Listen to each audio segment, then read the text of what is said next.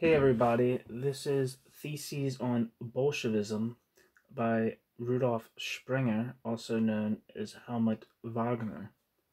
It was originally published in 1934 in the International Council Correspondence. I'll look that up real quick. Let me make sure that I got that right. Yep. International Council Correspondence, December 1934. Okay, there's 67 of these bad boys, so let's get cracking.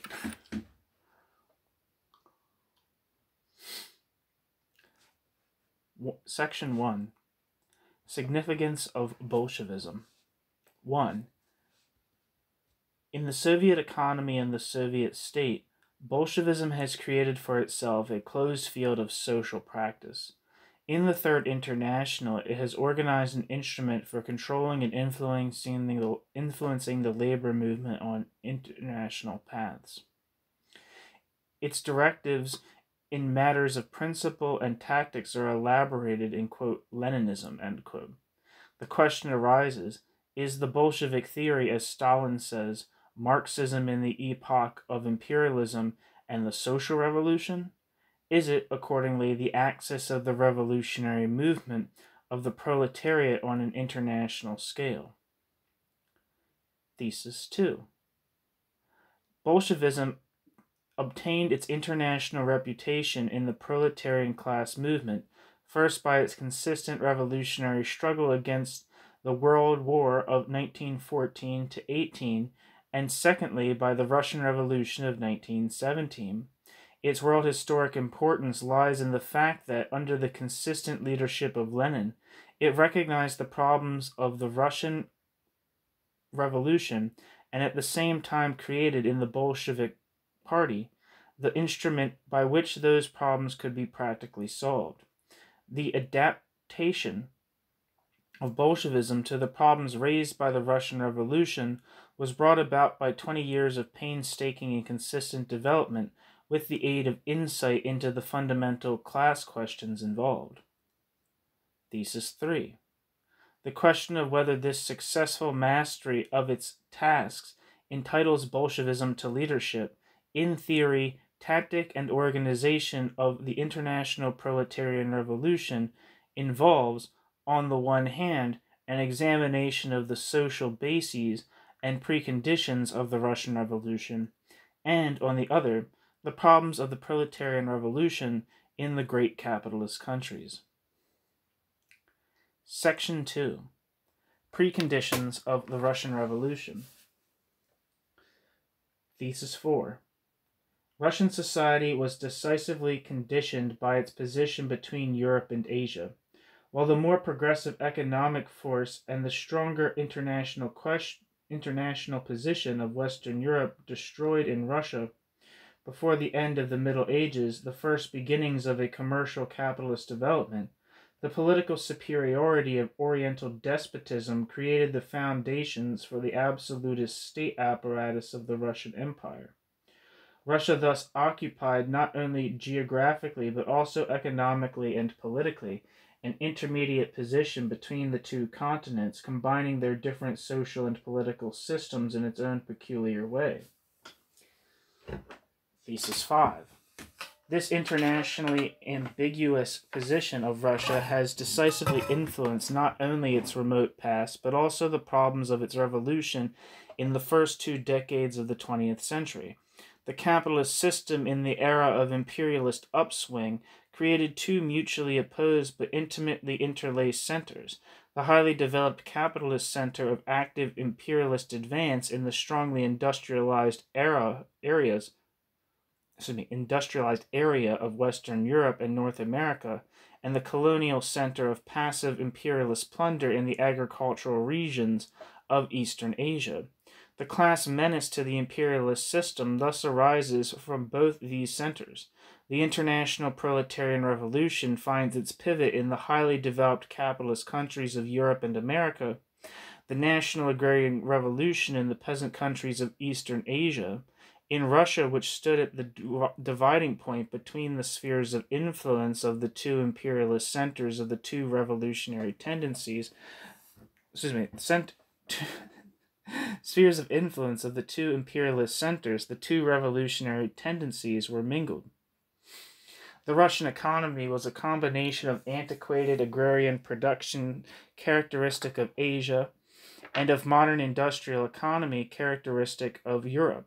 Serfdom in various forms survived in practice for an enormous majority of Russian peasants. The small beginnings of capitalist agriculture were thus hindered in their development. They merely caused the breakup of the Russian village, its indescribable pauperization, while leaving the peasant chained to soil which no longer was able to nourish him. Russian agriculture, embracing 4/5 of the Russian population and more than half the total population, was until 1917 a feudal economy sprinkled with capitalistic elements. Russian industry was engrafted upon the country by the Tsarist regime, which wanted to be independent of foreign countries, especially in the production of army supplies. Since, however, Russia lacked the basis of a well-developed system of handicrafts and the rudiments for the building of a class of, quote, free laborers, end quote. This state capitalism, though born as mass production, created no wage working class.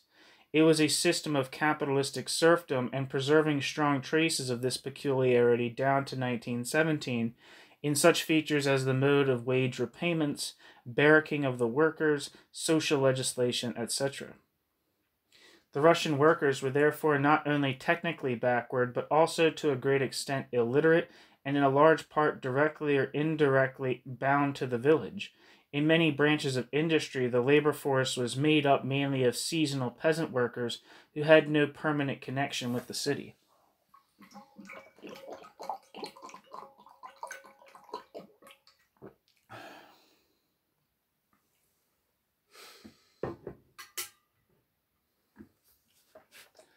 Russian industry until 1917 was a system of capitalist production interspersed with feudal elements. Feudal agriculture and capitalist industry were thus mutually penetrated with each other's basic elements, and had been combined in a system which could neither be governed by feudal principles of economy nor furnish the foundations for an organic development of its capitalistic elements. 7. The economic task of the Russian Revolution was, first, the setting aside of the concealed agrarian feudalism and its continued exploitation of the peasants as serfs, together with the industrialization of agriculture, placing it on the plane of modern commodity production. Secondly, to make possible the unrestricted creation of a class of really, quote, free laborers, end quote, liberating the industrial development from all its feudal fetters, essentially the tasks of the bourgeois revolution.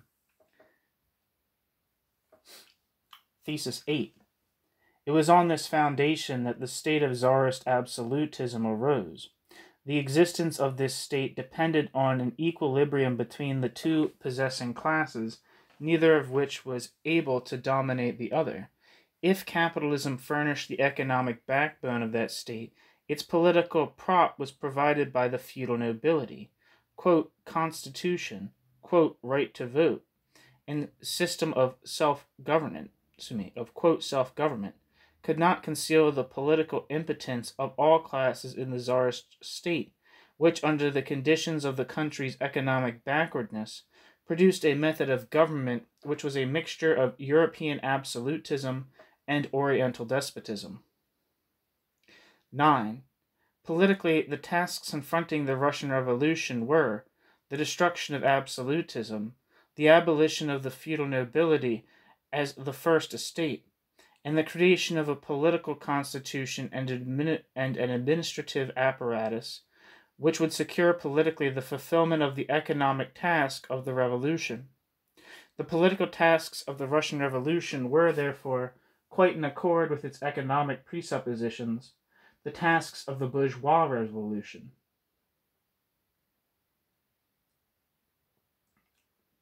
Section 3. The class groupings of the Russian Revolution. Thesis 10. Due to the peculiar social combination of feudal and capitalistic elements, the Russian Revolution was also confronted with complicated tasks. It differed in essence as fundamentally from the classic bourgeois revolution as the social structure of Russian absolutism at the beginning of the 20th century differed, say, from that of French absolutism in the 17th century. Thesis 11. This difference, corresponding to the dissimilar economic foundation, found its clearest political expression in the attitude of the various classes of Russia toward Tsarism and the Revolution. From the standpoint of their economic interests, all these classes were fundamentally in opposition to Tsarism. In political practice, however, this opposition differed only in degree, but was quite different also in its aim and goal.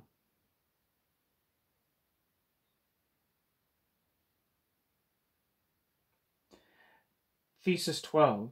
The feudal nobility fought fundamentally only for the extension of its influence over the absolutist state, wishing to keep it intact for the safeguarding of its privileges. Thesis 13. The bourgeoisie, numerically weak, politically dependent, and directly bound to Tsarism through state subsidies, made numerous shifts in its political orientation. The Decembrist movement of 1825 was their only revolutionary attack on the absolutist state.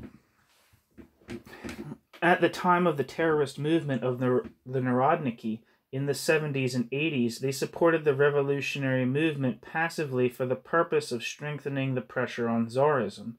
They also attempted to utilize as a means of pressure the revolutionary strike movements down to the October struggles of 1905. Their aim was no longer the overthrow but the reform of Tsarism. During the parliamentary period from 1906 to the spring of 1917, they entered upon a phase of cooperation with Tsarism. Finally, the Russian bourgeoisie, in flight from the consequences of the revolutionary struggles of the proletarian and peasant masses, arrived at unconditional surrender to Tsarist reaction in the period of the Kornilov Putsch,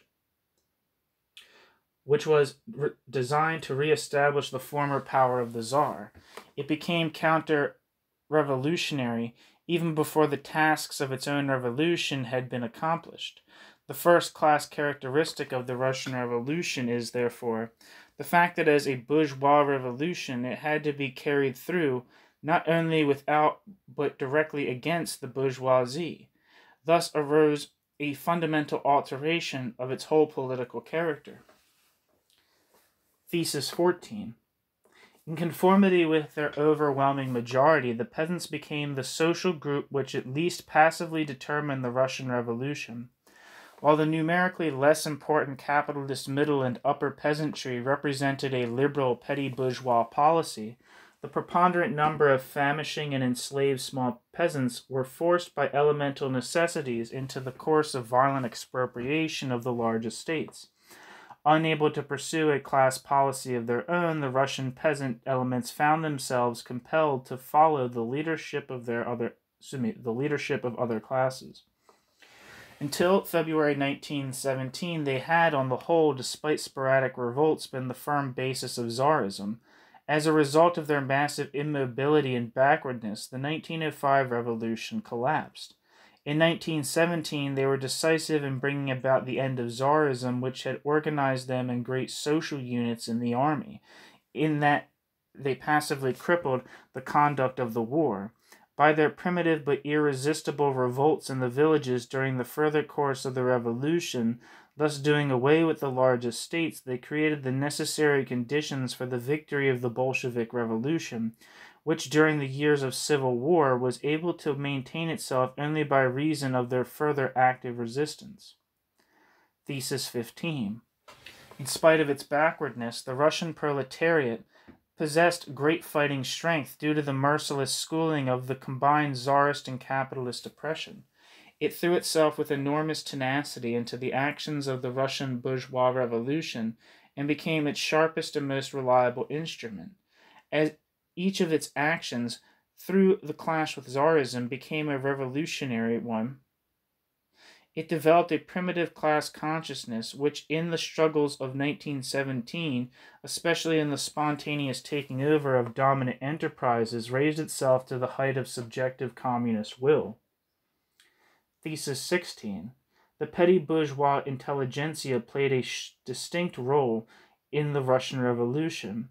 Intolerably restricted in material and cultural matters, hindered in professional progress, schooled in the most advanced ideas of Western Europe, the best forces of the Russian intelligentsia stood in the forefront of the revolutionary movement. But by their leadership imprinted upon it a petty bourgeois Jacobinical stamp. The Russian Social Democratic movement, its professional revolutionary leader element, constitutes primarily a party of the revolutionary petty bourgeoisie. 17. For the class solution of the problems presented by the Russian Revolution, there arose a peculiar combination of forces. The enormous peasant mass formed its passive foundation. The numerically weaker but revolutionarily strong proletarian masses represented its fighting instrument. The small element of revolutionary intellectuals arose as the mastermind of the revolution. Thesis 18.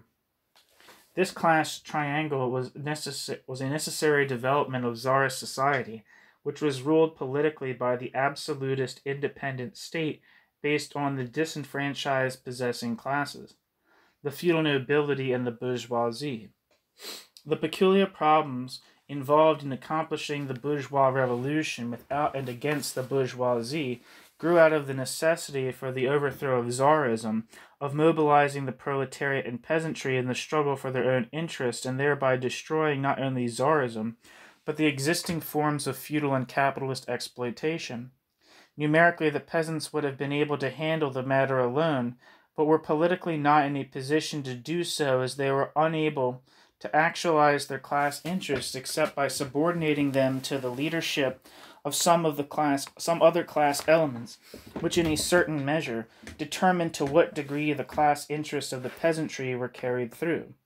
The Russian workers developed in 1917 the beginnings of an independent communist class policy, but lacked the social presuppositions for their victory. Which as a victory of the proletarian revolution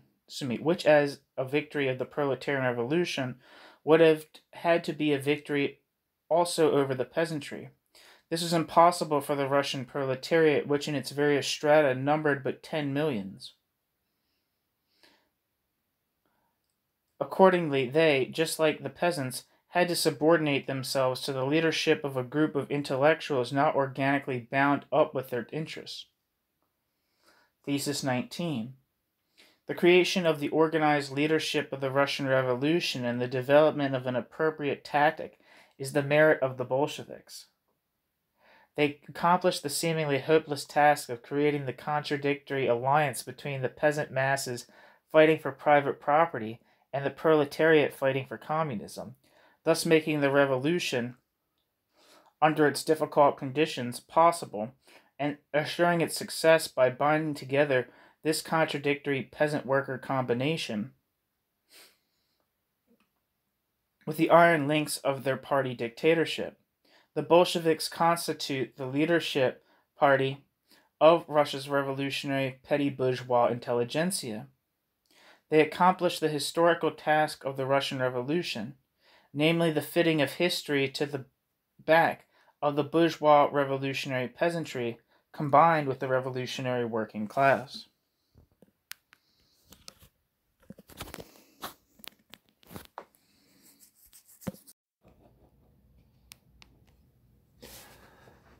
Section 4. The Essence of Bolshevism.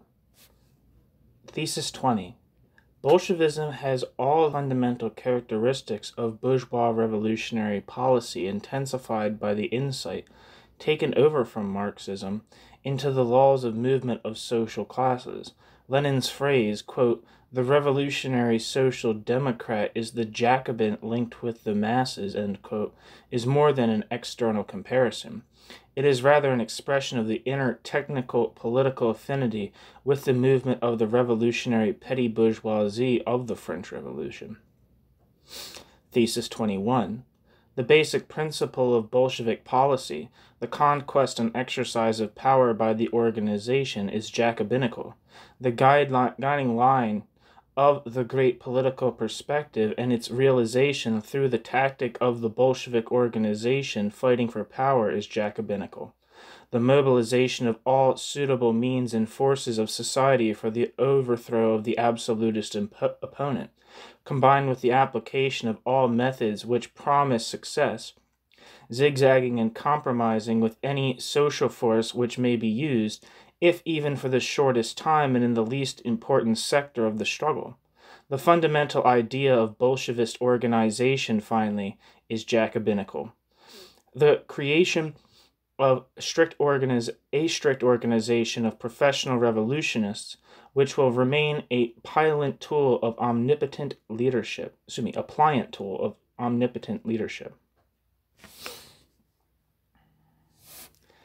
Theoretically, Bolshevism has, quote, no, that's not a quote, that's dirt on my screen. Thesis 22. Theoretically, Bolshevism has by no means developed a thought structure of its own, which could be considered a closed system. It has, rather, taken over the Marxist method of looking at classes and adapting it to the Russian revolutionary situation, i.e., basically changed its content while maintaining its concepts. Thesis 23. The one ideological achievement of Bolshevism is the connecting of its own political theory as a whole with philosophical materialism. As a radical protagonist, wake up, buddy, of the bourgeois revolution.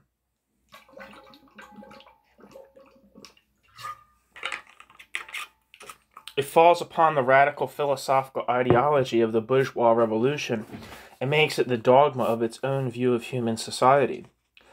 This fixation upon philosophical materialism is accompanied by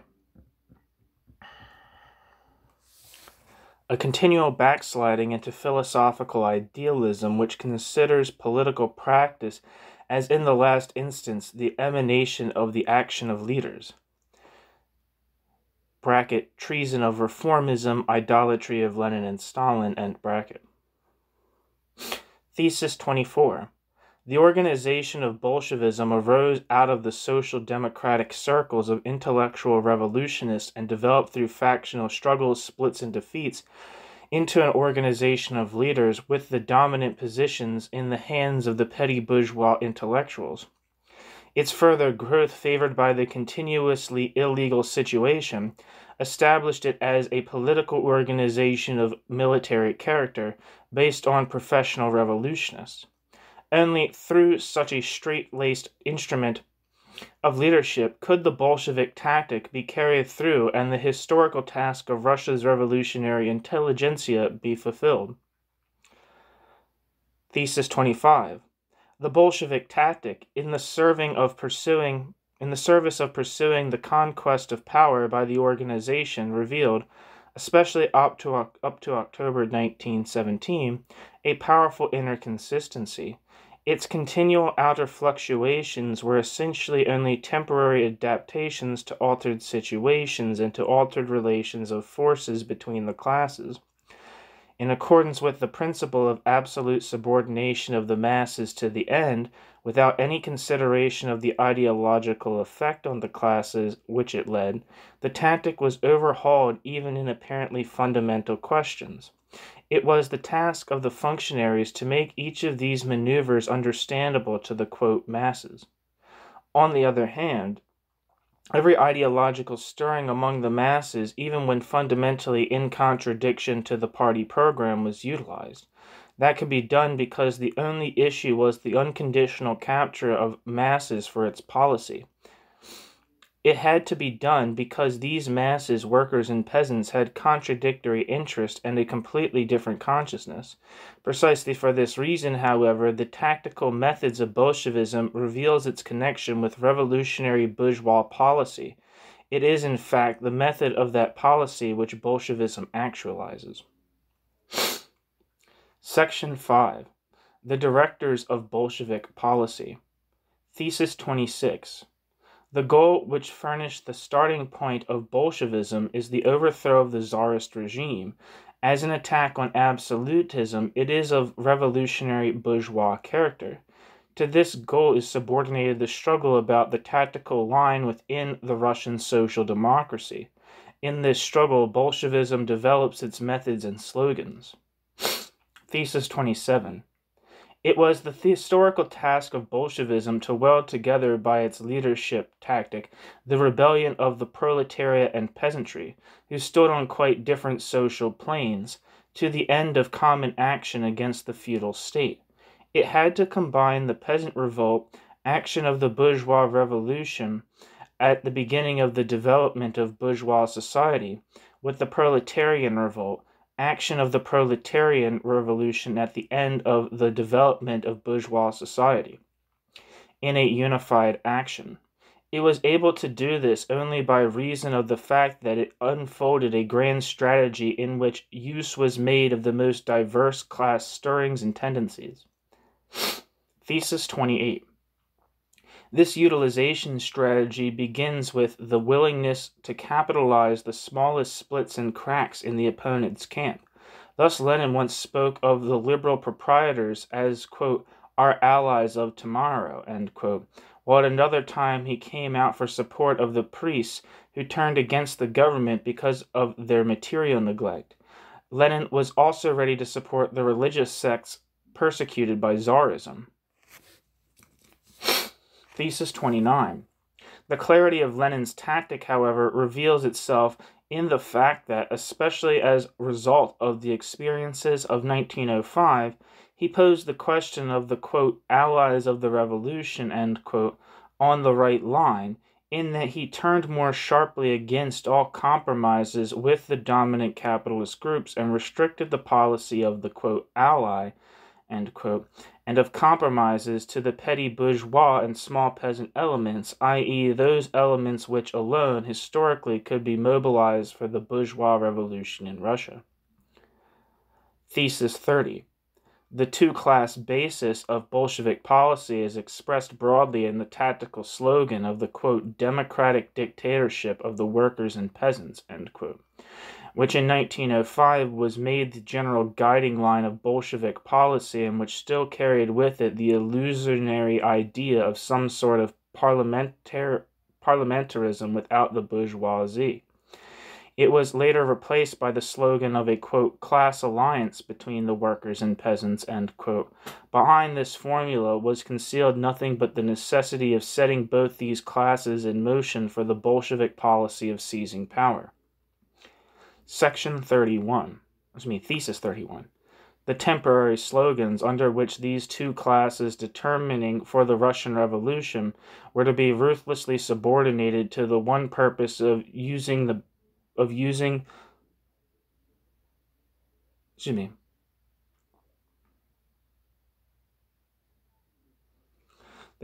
temporary slogans under which these two classes determining the Russian Revolution were to be ruthlessly subordinated to the one purpose of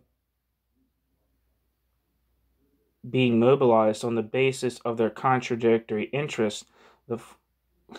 Sorry, there's a typo here.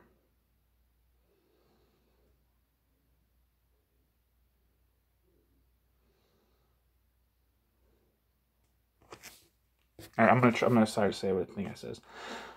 Thesis 31. The temporary slogans under which these two classes determining the Russian Revolution were to be ruthlessly subordinated to the one purpose of being mobilized on the basis of their contradictory interests, the forces of these classes. In order to mobilize the peasantry, the Bolsheviks as early as 1905 or thereabouts coined the slogan of, quote, radical expropriation of the landed proprietors by the peasants, end quote. This slogan could be regarded from the peasant standpoint as an invitation to divide the big estates among the small peasants. When the Mensheviks pointed out the reactionary content of the Bolshevik agrarian slogans, Lenin informed the Mensheviks that the Bolsheviks had not in the least decided what was to be done with the expropriated estates. To regulate this matter would be the function of social democratic policy when the situation arose. The demand for expropriation of the large estates by the peasants was thus of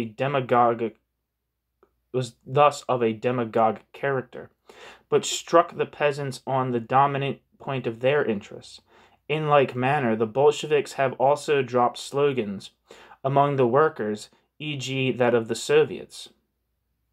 Determining for their tactic was merely the momentary success of a slogan, which was by no means regarded as an obligation of principle on the part of the party with respect to the masses, but as a propagandistic means of a policy having for its final content the conquest of power by the organization. Thesis 32. In the period of 1906 to 14, Bolshevism developed in the combination of legal with illegal activity. With illegal activity. The tactic of, quote, revolutionary parliamentarism, end quote. This tactic was in accord with the situation of the bourgeois revolution in Russia. With the aid of this tactic, it succeeded in linking the day-to-day guerrilla warfare between the workers and Tsarism, and between the peasants and Tsarism, in the great line of preparation for the bourgeois revolution under Tsarist conditions. In particular, each step in parliamentary activity on the part of the Russian social democracy bore, in consequence of Tsarist dictatorial policy, a bourgeois revolutionary character. In its tactic of mobilizing the two decisive classes of the Russian Revolution in the altered situation between the Revolution of 1905 down to the World War, this aim was further pursued, and the Duma was used as a tribune for its propaganda among the workers and peasants.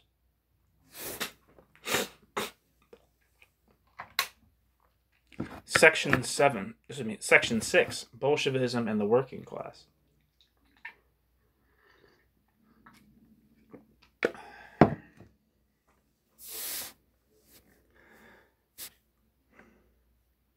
Thesis 33.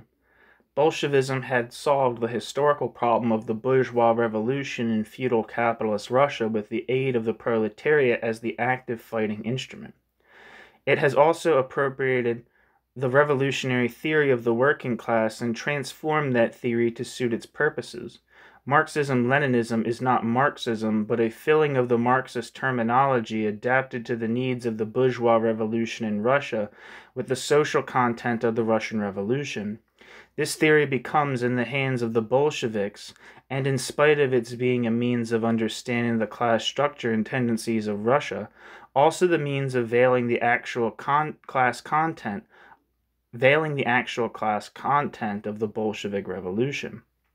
Behind the Marxist concepts and slogans is concealed the content of a bourgeois revolution which had to be brought about under the leadership of a revolutionary petty bourgeois intelligentsia, by the united assault of a socialistically oriented proletariat and a peasantry tied to private property against Tsarist absolutism, landowning mobility, and the bourgeoisie. Thesis 34. The absolute claim to leadership on the part of the revolutionary petty bourgeois and Jacobinical intelligentsia is concealed behind the Bolshevik conception of the role of the party among the working class. The petty bourgeois intelligentsia could expand its organization into an active revolutionary weapon only on condition of attracting and making use of the proletarian forces. It therefore called its Jacobinical party proletarian. The subordination of the fighting working class to the petty bourgeois leadership was justified by Bolshevism on the theory of the, quote, vanguard, end quote, of the proletariat, a theory which it extended in practice to the principle that the party is the embodiment of the class. The party, that is,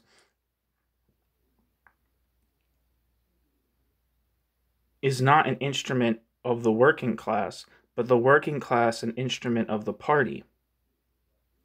Thesis 35.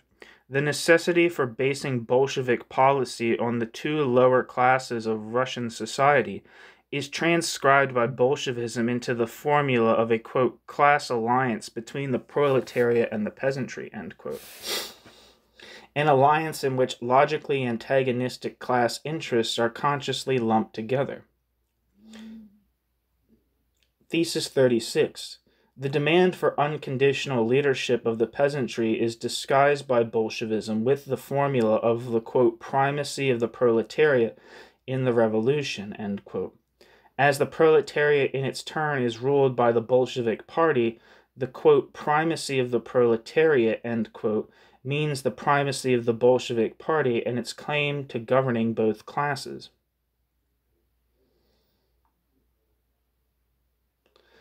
Thesis 37. The Bolshevik pretension of seizing power with the support of two classes finds its highest expression in the Bolshevik concept of the, quote, dictatorship of the proletariat, end quote. In conjunction with the concept of the party as the absolute leader organization of the class, the formula of the proletarian dictatorship naturally means mastery on the part of the Jacobinical Bolshevik organization. Its class content is furthermore completely done away with by the Bolshevik definition of the dictatorship of the proletariat as the, quote, class alliance between proletariat and peasantry under the primacy of the proletariat, end quote. Stalin and the program of the Comintern. The Marxist principle of the dictatorship of the working class is thus distorted by Bolshevism into the rule over two opposed classes by the Jacobinical Party. Thesis 38. The bourgeois character of the Bolshevik Revolution is underscored by the Bolsheviks themselves in their revised slogan of the, quote, People's Revolution, end quote, i.e., the common struggle of different classes of people in one revolution. This is the typical slogan of every bourgeois revolution, which behind a bourgeois leadership brings masses of petty bourgeois peasants and proletarians into action for its own class aims. Thesis 39. In view of the organization's struggle for power over the revolutionary classes, every democratic attitude of Bolshevism becomes a mere tactical chess move. This has been proved particularly in the question of workers' democracy in the Soviets. The Leninist slogan of March 1917, quote, all power to the Soviets, end quote, bore the typical two-class aspect of the Russian Revolution for the Soviets, where the, quote, councils of workers, peasants, and soldiers, end quote, i.e., again, peasants. Furthermore, the slogan was mere tactic. It was put forth by Lenin in the February Revolution because it seemed to assure the, quote, peaceful, end quote, transition of control from the Social-Revolutionary Menshevik coalition to the Bolsheviks by the increase of their influence in the Soviets. When, after the July demonstration, the influence of the Bolsheviks over the Soviets declined, Lenin temporarily abandoned the Soviet slogan and demanded the organization of other slogans of insurrection by the Bolshevik Party. It was only when, as a result of the Kornilov Putsch, the Bolshevik influence in the Soviets again sharply increased, when Lenin's party again took up the Soviet slogan. Since the Bolsheviks regarded the Soviets preponderantly as organs of insurrection instead of as organs of self-government of the working class, they made it all too clear that to them the Soviets were only a tool by the aid of which their party could take over the power. This has been demonstrated in general practice not only by the organization of the Soviet state after the conquest of power, but also in the special case of the bloody repression of the Kronstadt Rebellion. The peasant capitalist demands of this insurrection were granted by the new economic policy. Its proletarian democratic demands, however, were drowned in working class blood.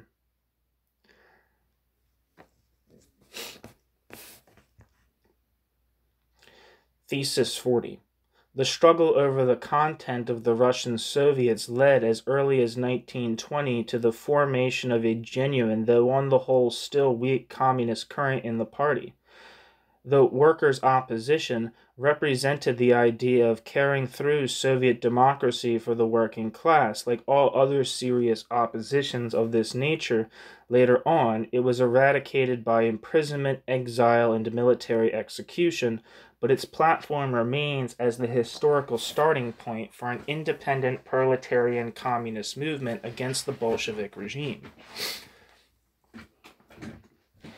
Thesis 41. The attitude of the Bolsheviks towards the trade union question is likewise determined from the point of view of control and leadership of the workers by the Bolshevik Party.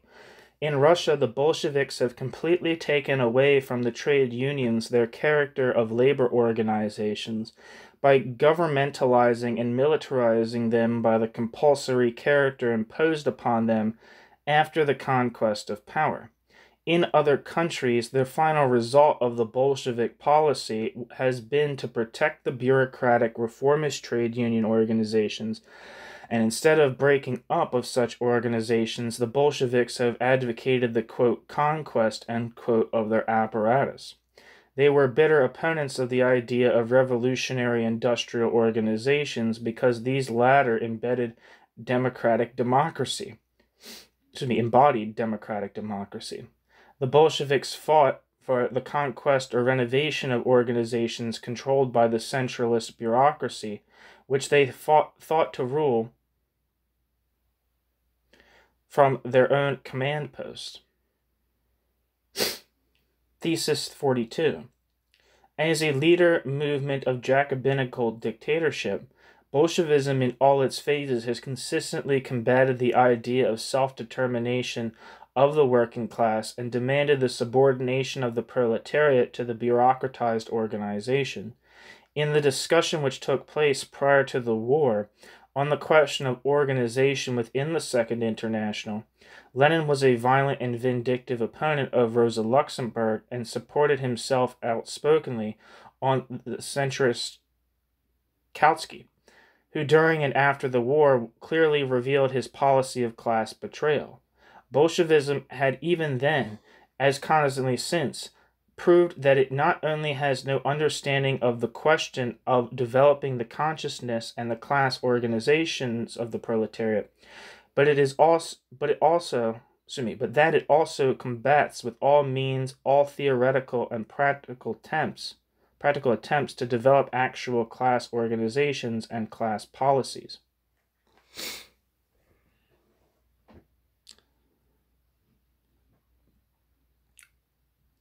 Section 7. The Bolshevik Revolution. Thesis 43. Bolshevism has called the revolution of February the bourgeois revolution and that of October the proletarian revolution in order to be able to pass off its later regime as proletarian class rule and its economic policies as socialism. The absurdity of this division of the revolution of 1917 becomes clear merely from consideration of the fact that in that case a development of 7 months would have sufficed to create the economic and social presuppositions for a proletarian revolution in a country which had just entered the process of its bourgeois revolution, i.e., simply to leap an economic and social phase of development, though it at least required decades. In reality, the revolution of 1917 is a quite unitary social process of transformation, beginning with the collapse of Tsarism and attaining its climax with the victorious armed insurrection of the Bolsheviks on November 7th. This violent process of transformation is that of Russia's bourgeois revolution under the historically created peculiar Russian conditions. Thesis 44. In this process, the party of the revolutionary Jacobinical intelligentsia seized power on the two social waves of peasant and proletarian mass insurrection and created in the place of the shattered governing triangle, Tsarism, nobility, bourgeoisie, the new governing triangle, Bolshevism, peasantry, working class. Just as the state apparatus of Tsarism ruled independently over the two possessing classes, so the new Bolshevik state apparatus began to make itself independent of its double-class basis. Russia stepped out of the conditions of Tsarist absolutism into those of Bolshevik absolutism. Thesis 45. Bolshevik policy attains during the revolutionary period its highest point in the way of embracing and mastering the class forces of the revolution. The acme of their revolutionary tactic is reached in the preparation and carrying out of the armed insurrection. The question of the violent uprising became for the Bolsheviks a question of an exact, thoroughly scheduled and planned military action, the head of which, as well as its driving and controlling force, was the Bolshevik Party with its military formations. Conception, preparation, and execution of the armed insurrection by the Bolsheviks bear the obvious stamp of the Jacobinical conspiracy. In the Russian Revolution, again, the only possible policy, that is, of insurrection under the peculiar conditions of carrying through the bourgeois revolution against the bourgeoisie. Thesis 46. The inner character of the Bolshevik Revolution as a bourgeois revolution reveals itself in its economic slogans. To the peasant masses, the Bolsheviks represented the violent expropriator of the large estates by the spontaneous action of the land-hungry small peasantry. They perfectly expressed in their agrarian practice and slogans, peace and land, the interest of the peasants fighting for the security of small private property, hence on capitalistic lines, and were thus, on the agrarian question, ruthless champions of small capitalist, hence not socialist proletarian interests, against feudal and capitalist landed property. 1 second.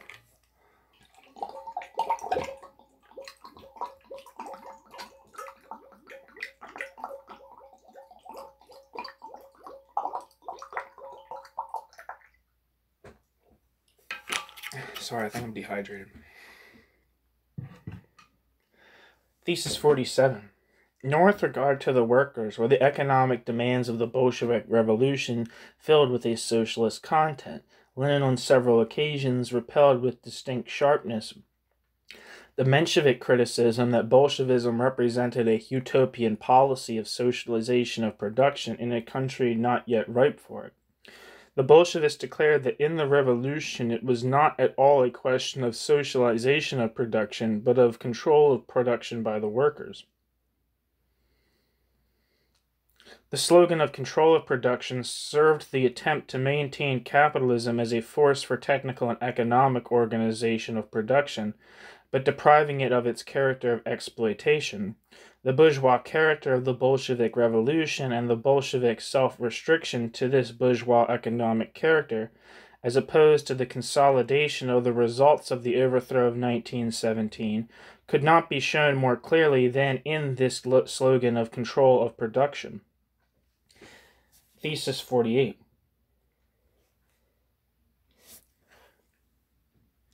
The elemental force of the workers' attack on the one hand and the sabotage of the dethroned employers on the other, meanwhile drove the Bolshevik industrial policy further into taking over the industrial enterprises by the new governmental bureaucracy.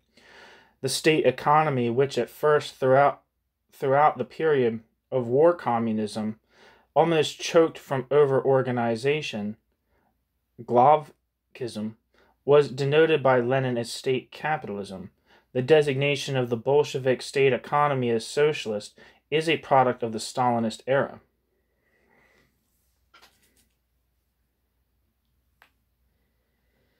Thesis 49. Lenin himself had, however, no other fundamental conception of socialization of production than that of a bureaucratically conducted state economy. To Lenin, the German war economy and the postal service were illustrations of socialist organization, i.e., economic organization of an outright bureaucratic character, centralistically controlled from above. Lenin saw only the technical, not the proletarian, social side of the socialization problem. Lenin likewise based himself and with him Bolshevism in general, on the concepts of socialization propounded by the centrist Hilferding, who in his Das Finanzkapital had sketched an idealized picture of a completely organized capitalism. The actual problem in socializing production, i.e. the taking over of the enterprises and the organization of economy through the working class and its class organizations, the shop councils, Bolshevism had completely passed it by. It had to be passed by because the Marxist idea of the association of free and equal producers is directly opposed to the essence of the rule of a Jacobinical organization, and because Russia did not possess the social and economic conditions necessary for socialism. The socialization concept of the Bolsheviks is therefore nothing but a capitalist economy taken over by the state and directed from the outside and from above by its bureaucracy. The Bolshevik socialism is state-organized capitalism.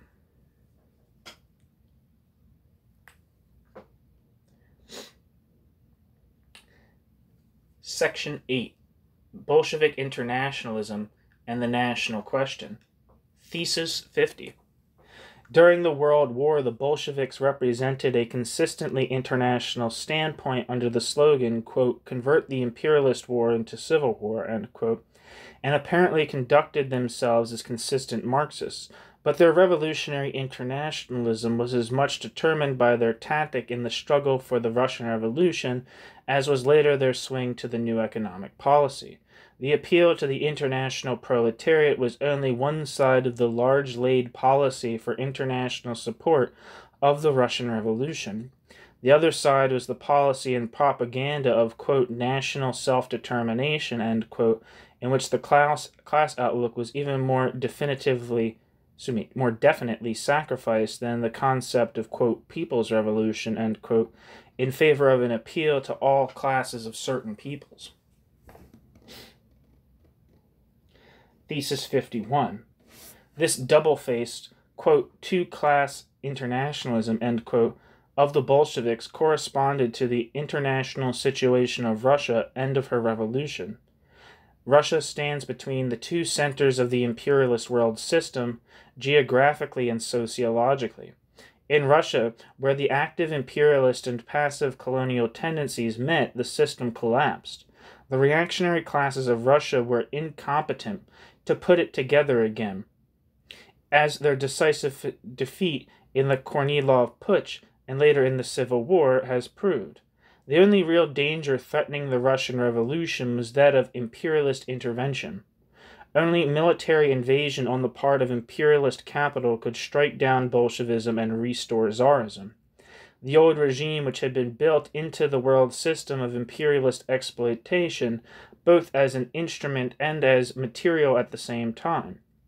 The problem of active defense of Bolshevism against world imperialism consisted, therefore, in counterattacking in the imperialist centers of power.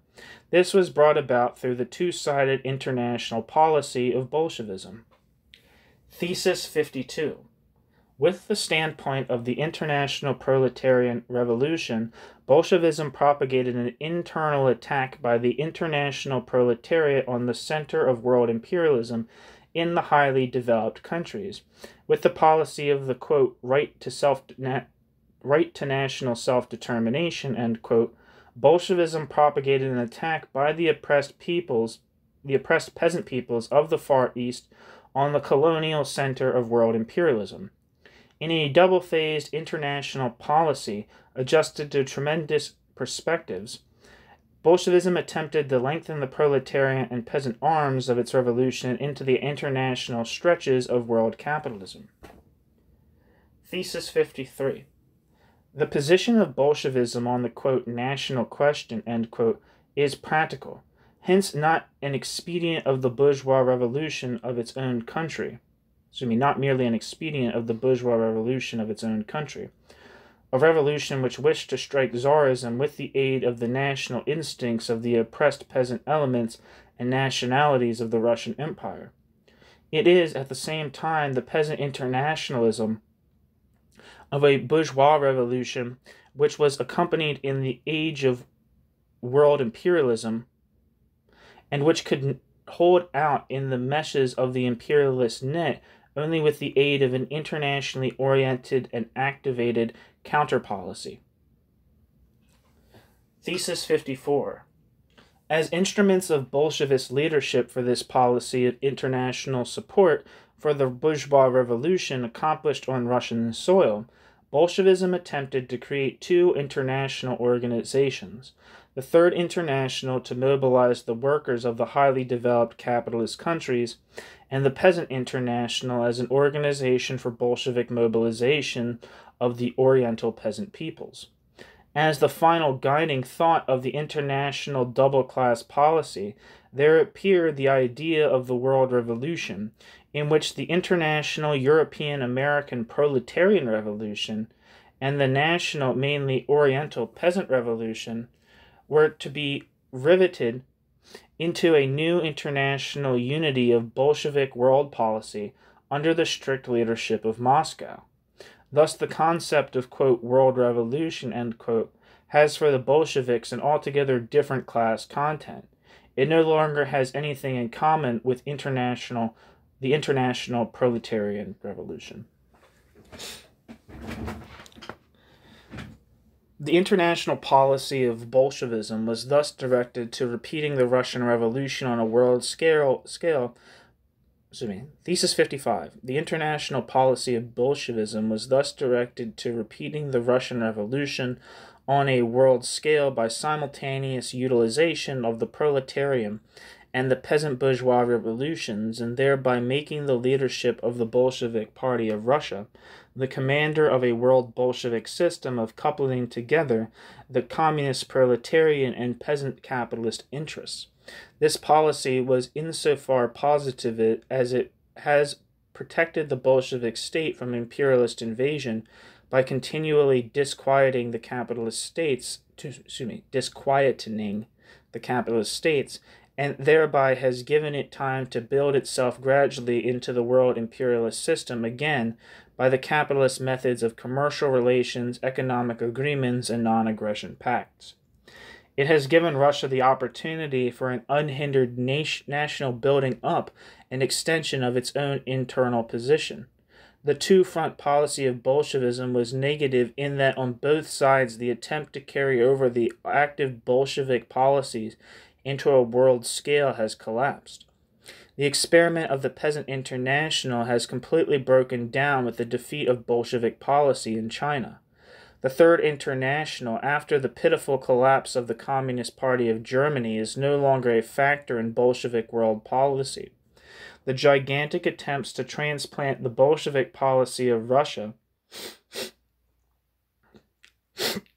into world relations is historically a failure and proves the national Russian limitations of Bolshevism. At any rate, the Bolshevik experiment in international Machtpolitik has afforded time and space for the retreat of Bolshevism onto its national Russian position and for the conversion to capitalist imperialist methods of international policy. Theoretically, this retreat found its expression in the formula, quote, socialism in one country, end quote, thereby removing the international ties from the concept of, quote, socialism, end quote, after the Russian economic practice had already robbed it of its proletarian class content and turned it into a disguise of state capitalist tendencies found as well in reformism and in petty bourgeois fascism. Thesis 56. Actually, it is unessential, now that we have the results of 15 years of the Bolshevist state and of the Bolshevist International, whether Lenin, at or before the founding of the Comintern, had or had not a different idea about the effect of this Bolshevist International. In practice, Bolshevism, with its concept of the, quote, right to national self-determination, end quote, has developed the tendencies to a world Bolshevik Machtpolitik.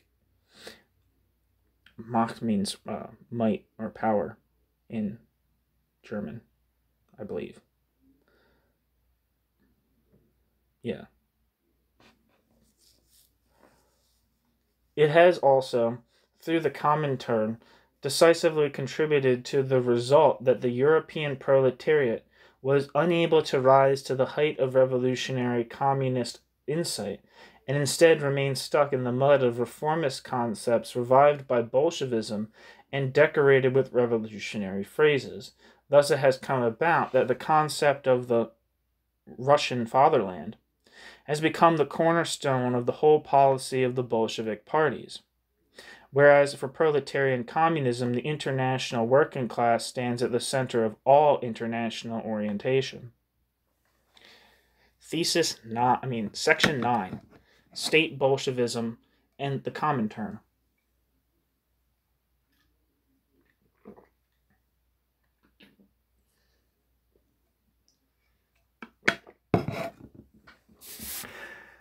Thesis 57.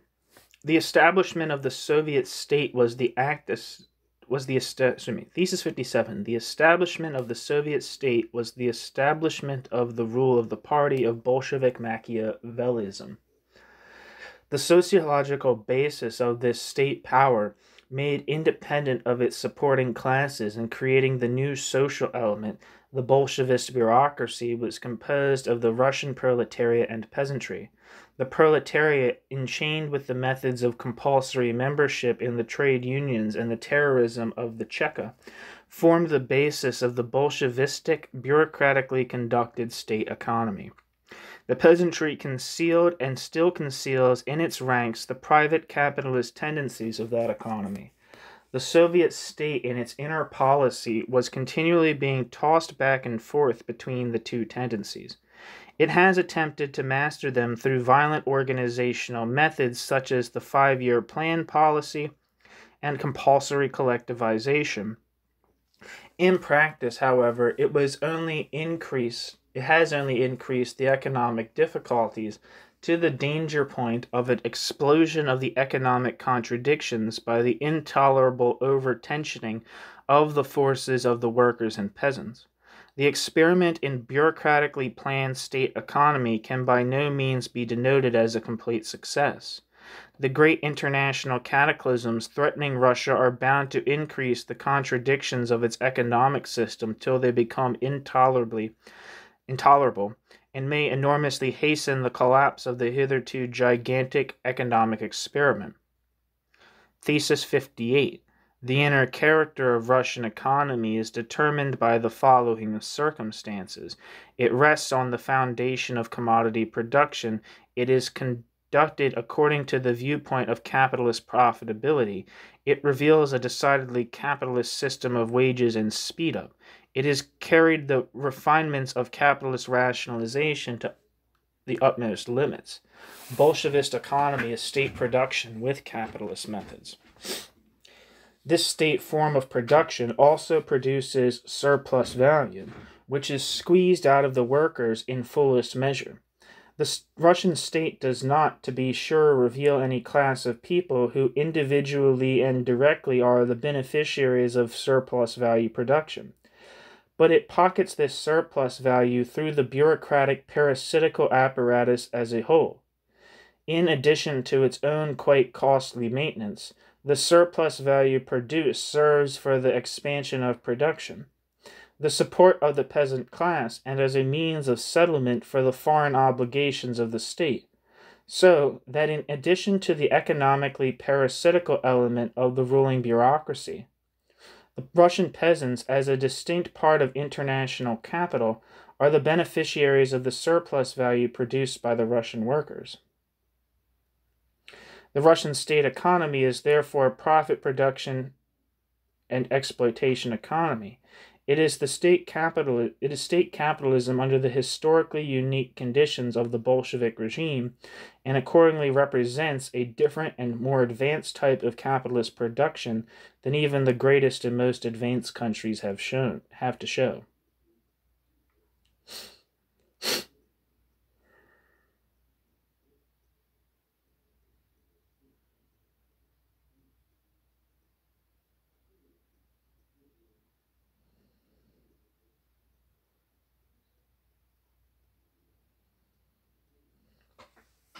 it seems like an overstatement. I mean, this is written in 1934, but I think in hindsight, no one would say that the Russian peasantry was the beneficiary of the exploitation of the Russian working class, or the working class within the Soviet Union, but that's just a side note. I mean, they were exploited to the point of starvation. I mean, I don't... Anyway. Thesis 60. That's just me on the side. Pay me no mind. I'm just talking to myself. But you have to listen to me, because I'm in charge here. Thesis 60. The foreign policy of the Soviet Union has been subordinated to the point of view of securing the position of the Bolshevist Party and of the state apparatus which it controls. Economically, the Russian government fought for support of its industrial construction, which was pushed forward with the greatest exertions. The isolation of Soviet Russia's economy led to a strenuous policy of doing away with the compulsory autarky while maintaining control of the foreign trade monopoly.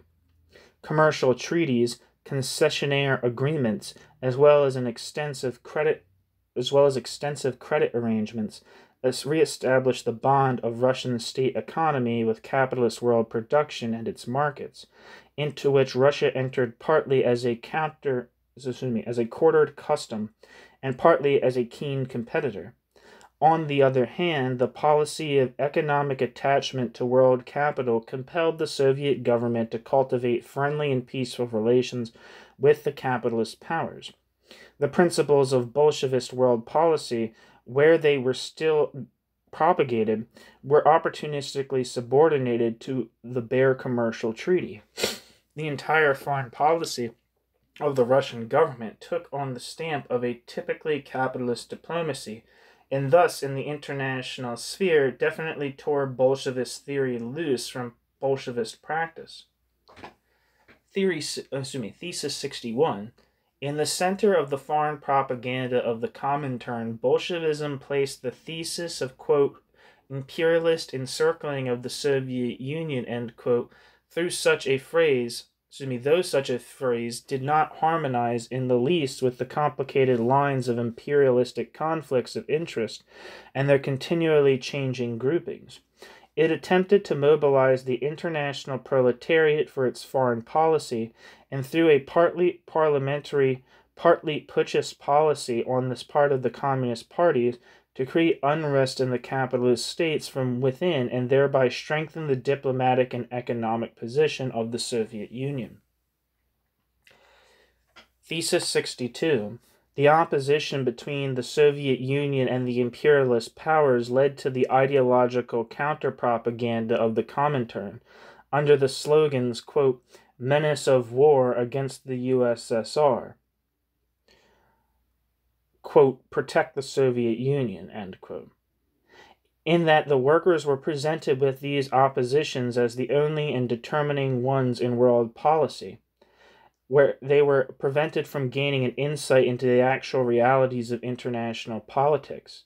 The adherents of the communist parties became, before everything else, blind and opportunistic defenders of the Soviet Union, and were kept in ignorance of the fact that the Soviet Union had long ago become a full-fledged factor in imperialist world politics. The continual cry of alarm about an imminent war by the combined imperialist powers against the USSR served in domestic politics for justifying the intensified militarization of labor and the increased pressure on the Russian proletariat.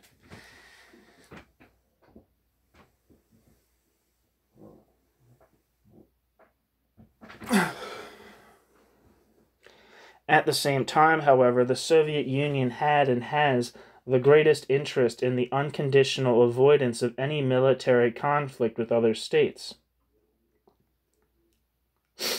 The existence of the Bolshevik government depends internally in large measure on the avoidance of all convulsions in the sphere of foreign politics,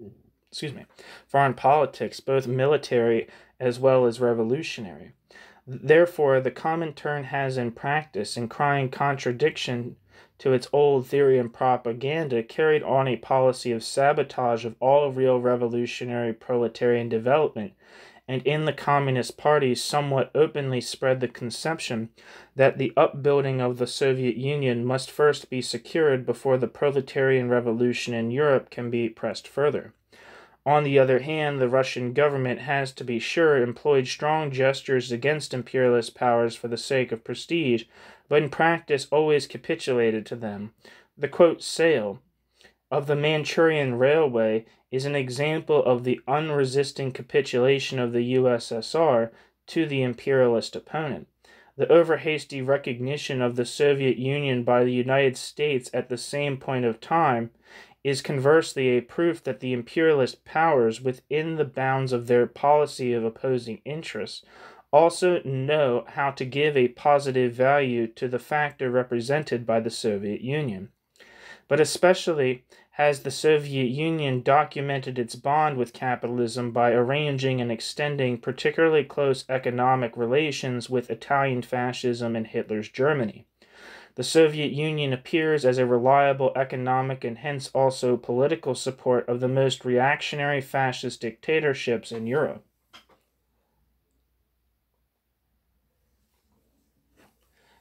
Thesis 64.